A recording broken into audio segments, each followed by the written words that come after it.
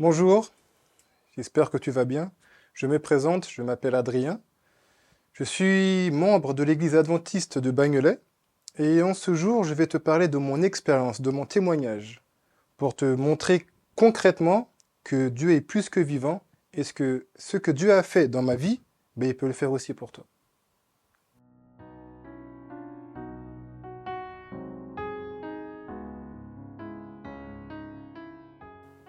Tout a commencé, j'avais 12 ans. En revenant des Antilles, content de voir mon père, vu qu'il n'était pas parti avec nous, aucune parole dans la voiture, aucune parole dans l'aéroport. Ok. En rentrant à la maison, toujours content de revoir ma maison, mes amis, tout ce qui s'est passé, parce que je suis parti au congé bonifié pendant 2 mois, il dit une seule parole, je pars. Partant, ma mère pleure, pleure et pleure. Dans mon incompréhension, je me joins à ses pleurs, à sa tristesse, en disant, bah, maman, peut-être que papa va revenir. Elle me disait non. Mais j'avais toujours cet espoir qu'il revienne.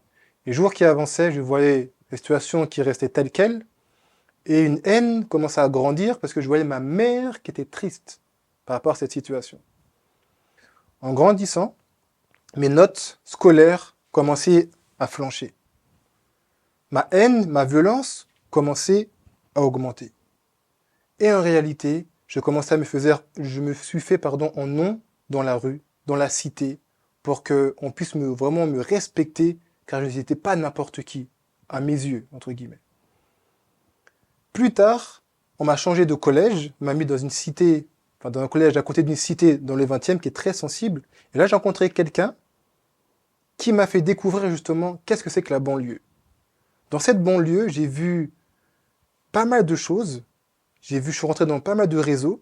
Je ne vais pas rentrer dans trop de détails, mais c'était drogue, c'était règlement de compte, c'était guerre de gang, c'était braquage, c'était cambriolage, c'était vol, etc., etc., etc. Je suis entré dans ça et je suis fait aussi en nom dans ça parce que j'aimais ça. Mais un jour, quelque chose s'est passé. Ce jour-là, c'était mon cousin qui est venu des Antilles et qui était hébergé chez moi par rapport à quelque chose qu'il devait faire en médecine, en entretien, pardon, en médecine. Donc on l'a hébergé pendant un certain temps et pendant ce temps-là, c'est toujours la même routine. Vendre de la drogue, la cocaïne, vendre, vendre, fumer, boire. Et lui, j'ai engrainé dans ça, et je voyais même lui qui était avec moi, il était content de ça. Puis moi, j'étais content, il était content, avec les filles, etc., fornication, adultère, plein de bêtises, il était dans ça, il était content. Donc moi, je me dis, il n'y a pas de problème. Mais un jour, Dieu a fait quelque chose. Dieu est intervenu. Je me lève un samedi matin, et je vais aux toilettes, et je vois mon cousin qui est en train de s'habiller, qui est bien habillé, qui s'habille. Je lui dis, Timalola Okai, où vas-tu? Il me dit, mais je vais à l'église. Je lui dis, mais, l'église c'est dimanche, c'est pas samedi, hein, tu es trompé de jour. Recouche-toi avec moi, hein, tu n'as pas bu, mais pourtant je sens que tu es de l'autre côté. Il dit, non, non, non, c'est samedi. Il dit, bon, je laisse lui dans son coin et je vais aux toilettes parce que j'ai une envie qui me presse. En allant aux toilettes, une chose se passe, c'est que j'ai un flashback. La première fois que ça m'arrive, c'est en 5 secondes, il y a peut-être 10 ans de ma vie qui défilent. Je me vois en train de voler, je me vois en train de tromper, je me vois en train de mentir, je me vois en train de maltraiter, je me vois en train de me droguer.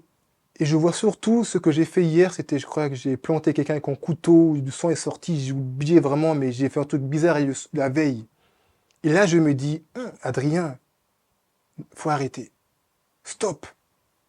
La pensée qui vient à mon esprit tout de suite, comme ma grand-mère est encore adventiste, elle m'a toujours dit, Adrien, Dieu pardonne, tu viens Dieu comme tu es, et Dieu est amour. Par rapport à ces 3 phrases-là, j'ai dit, je vais à l'église. J'ai dit, cousin, je vais à l'église. Il me dit, quoi, toi? Je dis, oui, oui, oui, je vais à l'église avec toi. Attends-moi. Je Je dis, ah, mais prends tout ton temps, je t'attends. J'ai pris mes baskets, c'était mes requins à l'époque, Lacoste, ma casquette, ma banane, mes bagues, ma chaîne, et je suis parti à l'église. En partant à l'église, Dieu a permis quelque chose qui me touche profondément, parce que je comprends ce qu'il voulait faire après, mais sur l'instant T, je ne comprenais rien. Je viens, j'ouvre la porte du temple, je rentre dans la chapelle et je vois que c'était le moment pile de la prière de repentance. Et tout le monde, toute l'assemblée, donc une 200 de personnes à peu près, se met à genoux. Et je dis, waouh, c'est quoi ça? Oui, m'emmène au cousin. Il dit, tout le monde se met à genoux pour Dieu, mais c'est qui ce Dieu? Donc je dis, bon, restez prudent, je vais quand même mettre à genoux avec eux. Je me mets à genoux, j'entends la personne qui prie, et la personne élève Dieu d'une manière qui me fait peur. C'est une peur qui est apparue dans mon cœur, parce que j'ai compris qu'entre moi et Dieu, il y avait un fossé énorme, et j'étais loin de Dieu. Et je ne connaissais pas du tout qui était Dieu.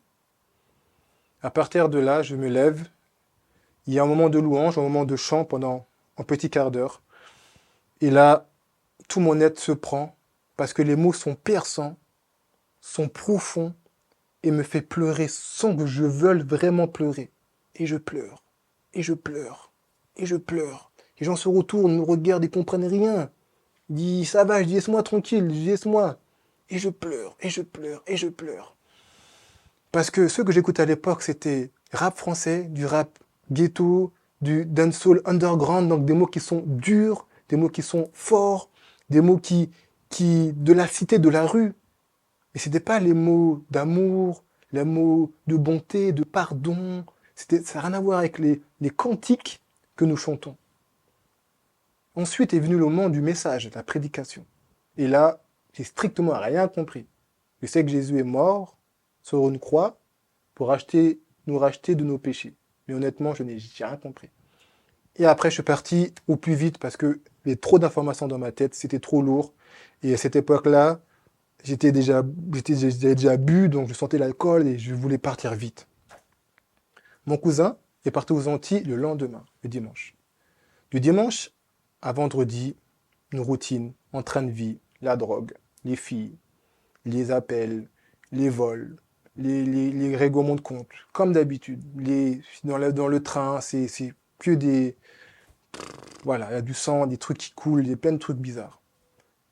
Cependant, le vendredi, je sais que vendredi soir, je n'ai pas fait de bêtises. Parce que vendredi soir, samedi soir, c'était les 2 jours où c'était le feu. Mais vendredi soir, j'ai rien fait. Et le samedi, quelque chose s'est passé de particulier. Une lutte en moi-même est arrivée. Je me lève à 9h20, 9h15. Que normalement, je dois me réveiller logiquement vers 13h, parce que je me couche vers 6h, 7h du matin, après les soirées.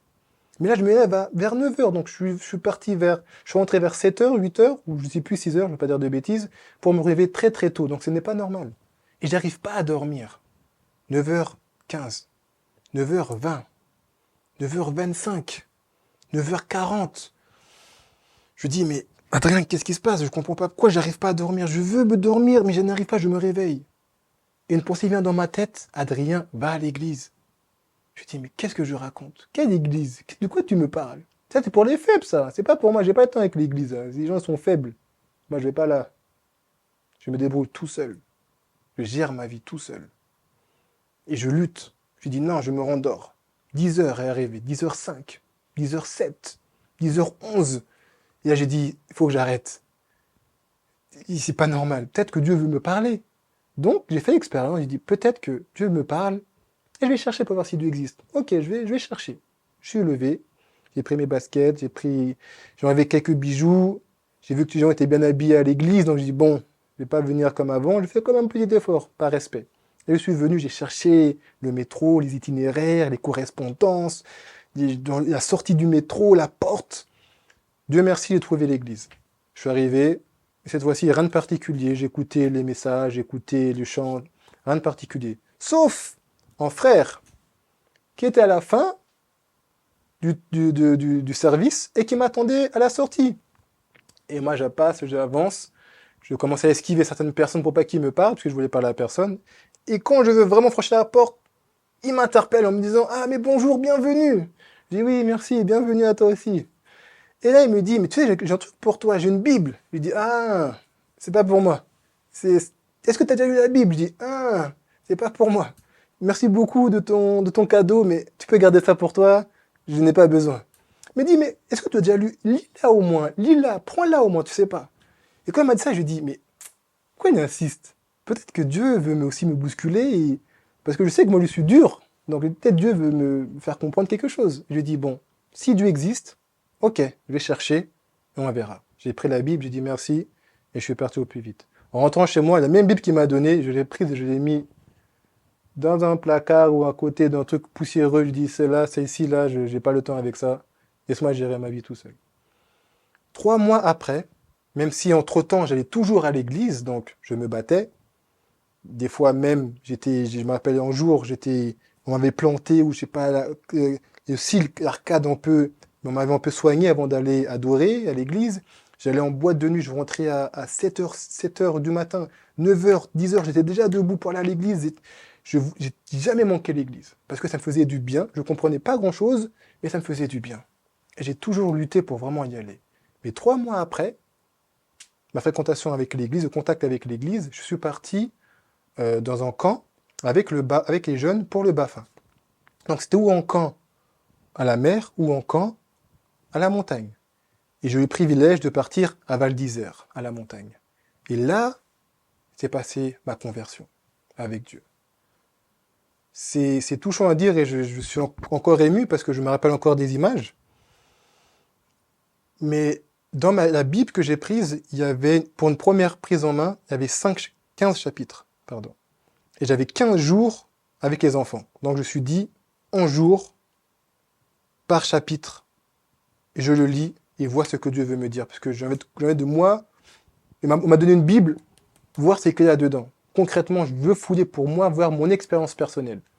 Et en fouillant, j'ai découvert un Dieu magnifique, j'ai découvert quelque chose de particulier, j'ai découvert de l'amour, des histoires que je connaissais, que j'ai déjà entendues, mais que j'ai jamais rien compris.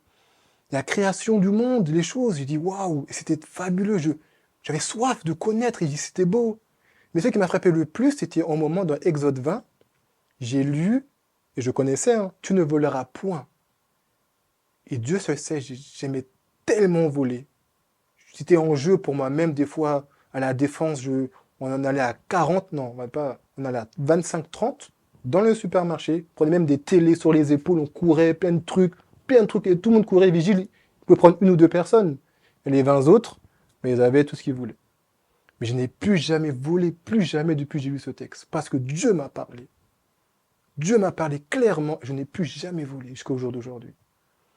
Même si c'est vrai, je faisais des bêtises, même pendant avec les enfants.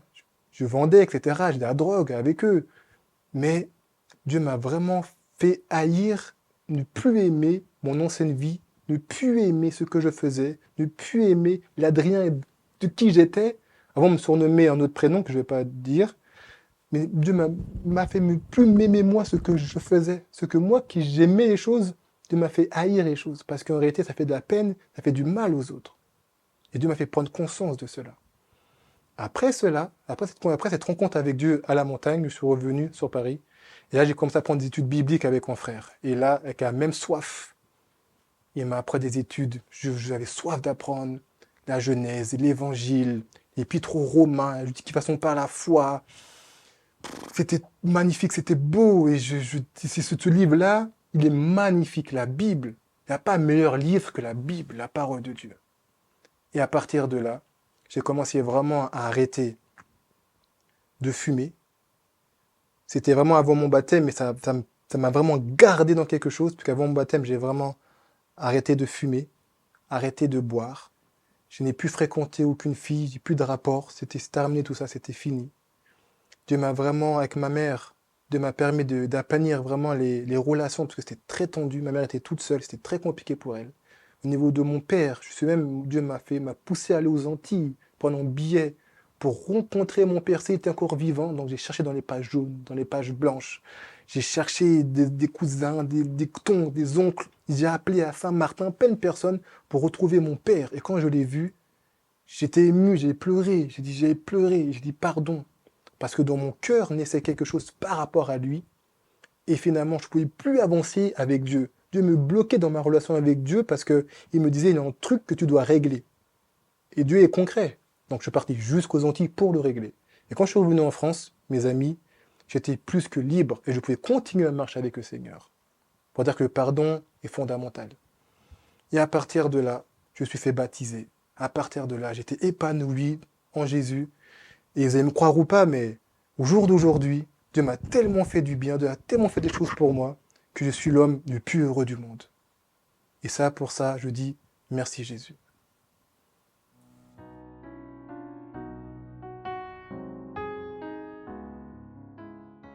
Après mon baptême, le plus beau jour de ma vie, je suis comme un poisson dans l'eau. L'Église m'accueille, m'encourage, me sollicite pour prier, pour faire certaines choses, donc j'interviens. Et 6 mois après, même pas moins, 6 mois, on va dire 6 mois, on m'appelle pour une responsabilité au sein de l'Église, le ministère personnel. Je comprends rien. On me dit il faut venir en dimanche. Je viens en dimanche, j'écoute, je vois. Et en réalité, l'intégration à l'Église s'est tellement bien passée que j'ai tout de suite pu m'investir au sein de l'Église. J'avais le feu, et je l'ai encore, de partager l'Évangile, de donner ce que j'ai reçu de Dieu, que les problèmes et soucis que j'ai eus, la délivrance que j'ai obtenue en Christ, de la partager aux autres, et que eux aussi peuvent. Moi qui étais dépendant de pas mal d'addictions, de la chair, et bien que Dieu est possible de briser cela par son sang et par sa toute-puissance. Donc moi, c'était logique que je puisse partager, réfléchir, être dans une équipe pour pouvoir propager justement cette belle évangile. Donc cette intégration s'est bien passée. Après, c'est vrai que Dieu m'a fait un peu évoluer et m'a mis aussi responsable de ce département. Et c'est vrai que dans l'église, j'ai vu des hauts comme j'ai vu des bas. C'est vrai que quand j'étais dans le monde, pour moi, l'église, c'était parfait. L'église parfaite, aucune tâche, impeccable. C'était à l'église. Dans la cité, on dit, ah, toi, t'as l'église. Toi, t'as gagné, toi, c'est bon, c'est fini. Mais c'est vrai qu'à l'église, il y a aussi des hauts, il y a aussi des bas. Il y a les forces de l'église et la faiblesse de l'église. Donc c'est vrai que j'ai vu certaines choses qui ont pu un peu me bousculer, pas me décevoir, me surprendre, mais dans le fond des choses, c'est Dieu qui est au contrôle. Donc la bonne nouvelle, c'est que Dieu est au contrôle de toutes choses, et même s'il peut y avoir des déceptions, que peut-être toi, tu as même été déçu, ça peut arriver, mais je suis resté accroché à Jésus, j'ai fait confiance à Dieu, et automatiquement, Dieu gère les choses, et les choses reviennent dans l'ordre, dans son bonne et due forme. Donc cette intégration s'est très bien passée, l'accueil impeccable, et c'est grâce à cet accueil que j'ai pu vraiment rester vraiment à l'église. On m'a pas jugé, on m'a pas condamné, j'étais percé de partout, j'étais un délinquant, il y a du Eden Park sur moi partout, j'ai des plein de trucs, des redskins et des choses. Mais malgré ma tenue vestimentaire, on m'a pas jugé, on m'a parlé courtoisie, on m'a parlé... Pas tout le monde, une petite partie. Mais cette petite partie-là, je remercie parce que c'est l'église. Parce que l'église, c'est Ecclésia, c'est l'assemblée, et c'est pas le bâtiment, c'est les membres. Et ceux-là, ils m'ont fait du bien. Et c'est par la grâce de Dieu que je suis encore là. Je suis investi et que je peux donner vraiment toute ma personne, toutes mes facultés, toute ma force au sein de l'église afin de faire avancer les choses et surtout de donner de l'amour. Surtout, maintenant, moi qu'on m'a accueilli, que je dois accueillir aussi les autres. Qu'est-ce que moi je peux faire pour justement apporter cette pierre à l'édifice pour cette église qui est Jésus, qui est lui qui a bâti cette église, c'est lui la tête de l'église. Et c'est lui qui demeurera jusqu'à son retour. Et pour cela, je rends grâce à Dieu parce que l'accueil à l'église adventiste était, pour moi, de ma part, impeccable. Parce que vraiment Dieu a tout préparé pour moi, dès le départ.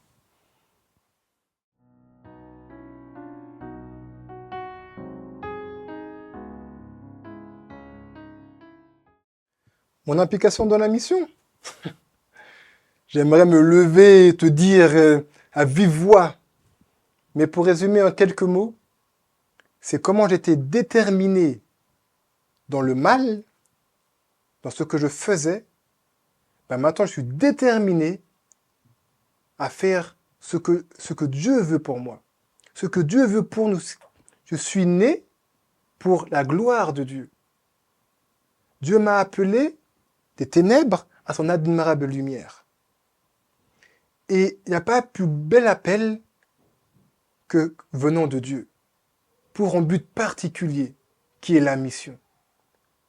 Cette mission, Jésus nous a montré l'exemple. Il est descendu afin de sauver et de rassembler un seul peuple. Ma mission, elle est chaque jour, elle est quotidienne. Mon application, il est à 200% pour mon Seigneur, pour mon roi, pour mon Dieu, pour celui que j'aime, pour celui qui m'a sauvé, qui m'a libéré de mes addictions, de la chair, de tout ce qui ne va pas de lui.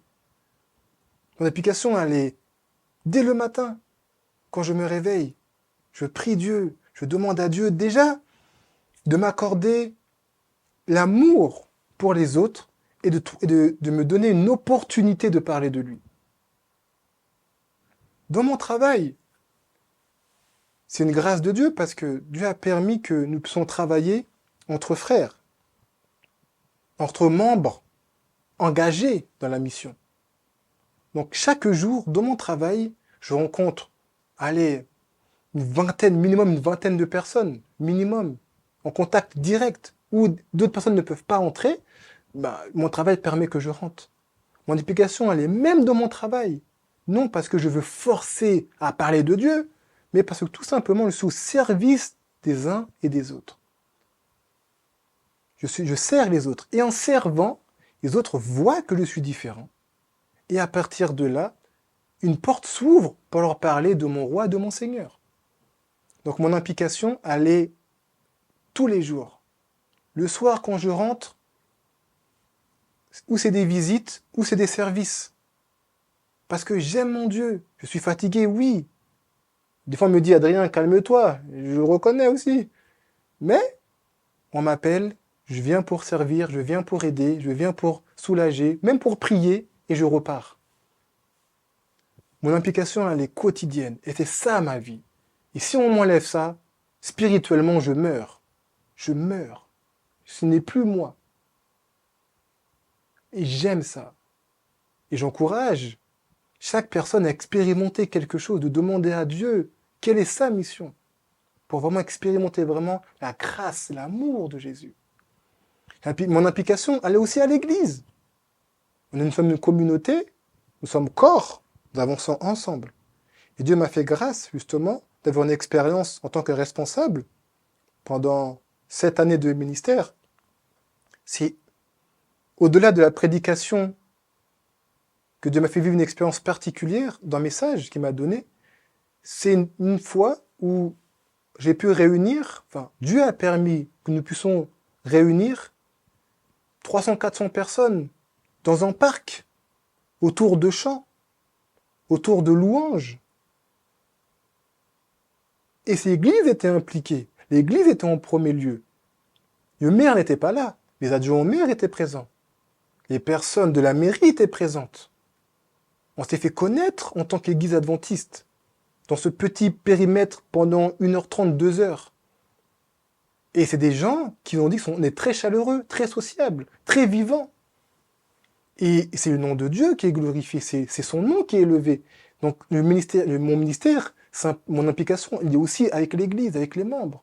Il n'a pas plus merveilleux que de servir Dieu dans tous les aspects de notre vie. Que ce soit à l'Église, au travail, que ce soit pendant même les vacances. Quand on part en vacances, souvent je prends une Bible avec moi, des livres. Des fois, je les même distribue. J'ai même ramené des livres de plusieurs pays d'Italie, de choses comme ça. J'aime ça. Même en allant, je prends une Bible, on ne sait jamais. Le contact est beau. Et c'est ça qui nous manque au jour d'aujourd'hui. Malheureusement, le Covid et tout ce qui va nous a éloignés du contact humain.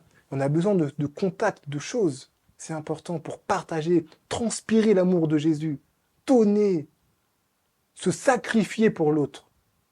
C'est ça la mission. Et tu es appelé aussi à œuvrer dans cette mission, dans cette moisson. Voilà pour moi mon implication et mes encouragements pour toi.